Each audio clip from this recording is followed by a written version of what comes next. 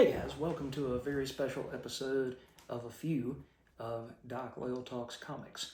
And today we're going to do a retro initial assessment on a book that a lot of you have probably seen in the wild in dollar bins, and even I, as a big fan of this property, don't have all the issues of that series. It was just a little bit too weird. The artwork from Derek Yaniger was definitely a little too weird and outside of my wheelhouse for me when this book came out, which I think was 1991. Yeah, I think it was 1991. So today we're going to look at Transformers Generation 2, issue number 1, written by Simon Furman, who wrote the last few years of the original Transformers series for Marvel in the US. The Marvel UK series lasted a lot longer, but this original G1 Transformers comic book ended with issue 80 in the US. It's got this really cool cover though, and it says, "Not your father's Autobots." And it's got actually a double gatefold fold out right here on the front cover. And it says, get ready for the ride of your life. And it says, right here, right now, a brand new take on the Transformers takes off, unfolding a reality in which bad is good, small is big, and what you don't know can and will hurt you. So that fold out was kind of an idea of what the artwork you're going to get from Derek Yaniger.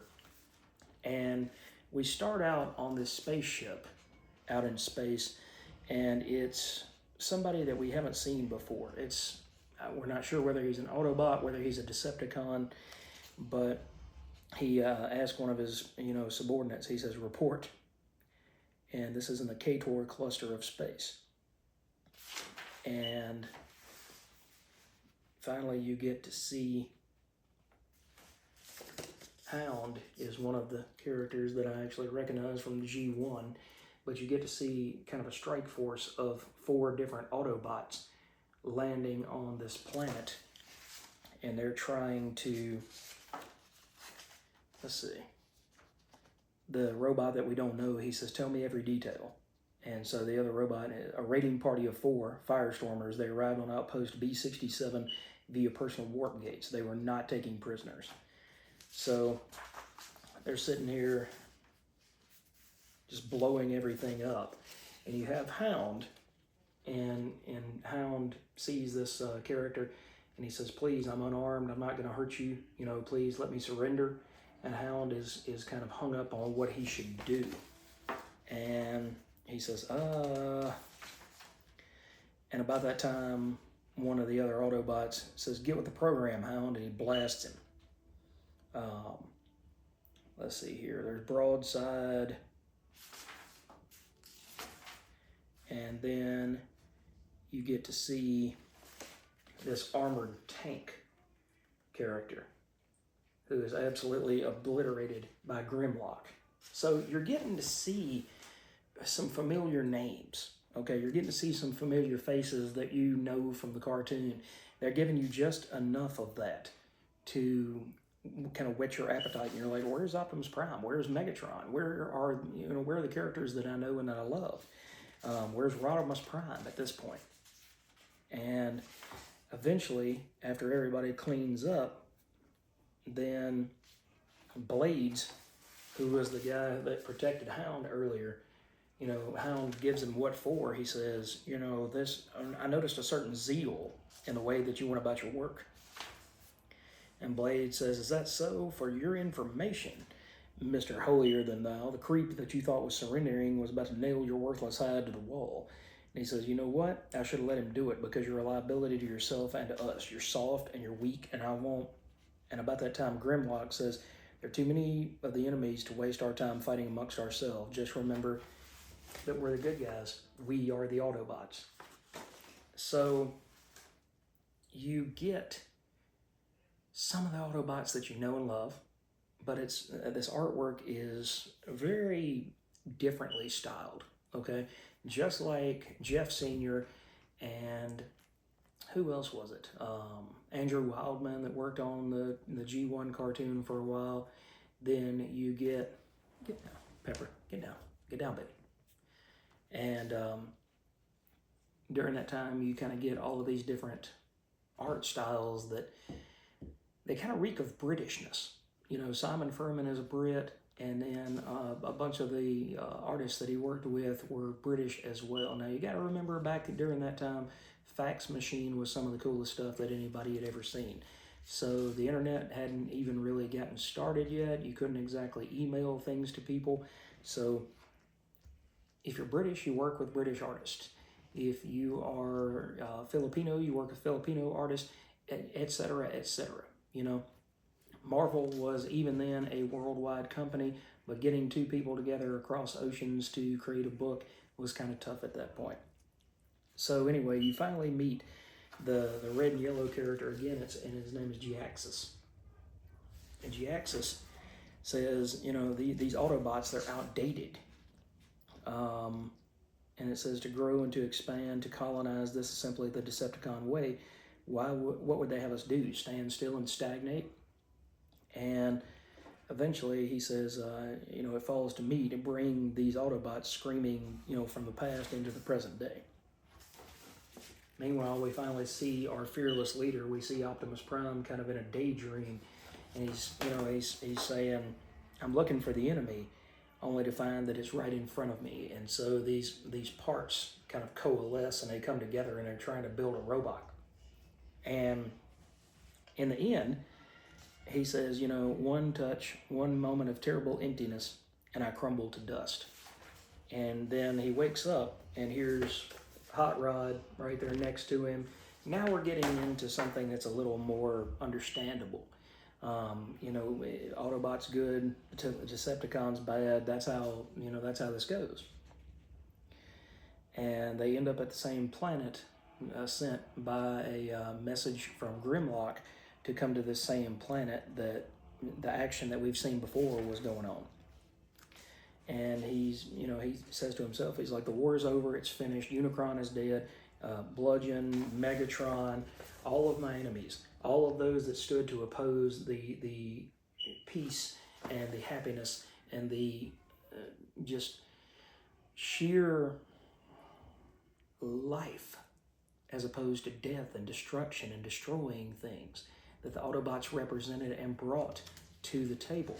They're all gone. Shockwave, Scorponok, Galvatron, all of them. And but he says, and yet, though many Autobots chose to discard the tools of war, many others chose to fight on, forming combat units of their own. And he says, have I become like them, actively seeking conflict where none exist? So then some of the security bots that came from, you know, this same planet show up all of a sudden. And they're like, well, maybe that's where all of our friends go. And in the end, you see Jhiaxus actually capture Optimus Prime and his crew. And he says, we've gone beyond this. Let's see, what did he say? I chose instead of obliterating you, I chose to educate you. He says, a war that's been over for nearly 4 million years. You were surprised that is only to be expected, for you fought on in a strange microcosm, a tiny universe within a universe, set apart from the natural flow of events, since our one-time leader Megatron attacked you on the Ark, and rather than accept almost certain defeat, you chose to crash your small craft into a small, only partly evolved world that would come to be called Earth. He says, as you lay there deactivated, while we, having none of your sentimental attachment to our homeworld, abandoned the used-up husk that Cybertron had become, leaving only a token administrative presence in the form of small-minded tyrants unfit for the future empire.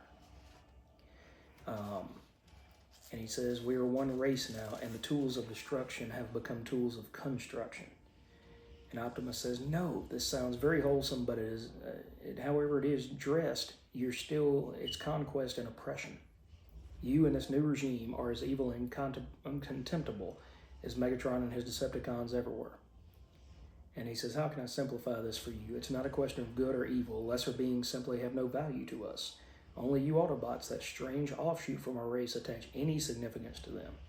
If life forms cannot coexist with us, they are simply and without malice eradicated.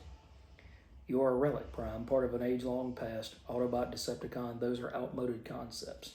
The war is over, and it's time for you and your kind to take their place in the glorious new Cybertronian empire. So they locked him up. Optimus is trying to figure out, he's like, maybe he's right. And Grimlock says, no, if the Decepticons do not see that their way is wrong, it's up to us to educate them the hard way. So they break free, and they get loose from the ship, and now Optimus, he says, my eyes have been opened, the scale of the threat is revealed, and yet still the visions of dark apocalypse persist. Something else larger waits for us, something far worse than the Decepticons. So there's one evil villain that did come back, and I didn't show that one on purpose, but this was a fun book, and now I have a better appreciation for it. The artwork still kind of pulls me out of it. Whenever I see Optimus Prime, whenever I see Blaster, Bumblebee, any of those characters, they always look like their G1 counterparts. It's just the way I was raised. It's the cartoon that I grew up on. But as far as being fun and being written by Simon Furman, who loves Transformers because he actually came back for a third round when Dreamwave reinvigorated the property in the early 2000s. He came back and wrote that series as well. So you get an artist that's new and full of energy and full of vigor. You get a writer who knows these characters and is trying something different. And in the end, you get an enjoyable book. It's just that you have to kind of prepare yourself for something that was not the G1 cartoon, not the G1 comic book. But instead, you'll see some of these G1 characters along the way. So what do you think, guys? This book came out way back in the day, but have you ever seen it in the dollar bins? Have you picked it up? Did you read the whole series? Which unfortunately only lasted for 12 issues. It didn't last longer, than a year. And that's unfortunate, but maybe it was too far outside of the wheelhouse of what everybody else came to expect, and not just me. But instead, maybe it was just too out there, because sometimes properties are. But anyway, like I said, guys, what do you think about this book? Is it something that you're going to try to actively search out if you're a big Transformers fan? Or did it kind of skew too far to the left or to the right for you? Thanks for watching, guys. I've got a lot more great content coming up, including, some comic reviews of older books. I've got my new comic book haul coming out on Wednesday. So we've got a lot of great stuff coming up. I'm going to continue the Mark Bagley retrospective. I've got to watch an episode or two of The Sandman and continue that retrospective. So if you're here for daily comic book content, even TVs and movies to a smaller extent, then you have finally found the right channel for you. So thanks for watching, guys. I know I'm not in my comic book room. The next few videos are going to be here at the table. My wife is resting right now, and I'm trying not to bother her. So if you guys want to come back, feel free to like and subscribe, and I've got more videos coming each and every day. Thanks for watching, guys, and have a wonderful, wonderful day.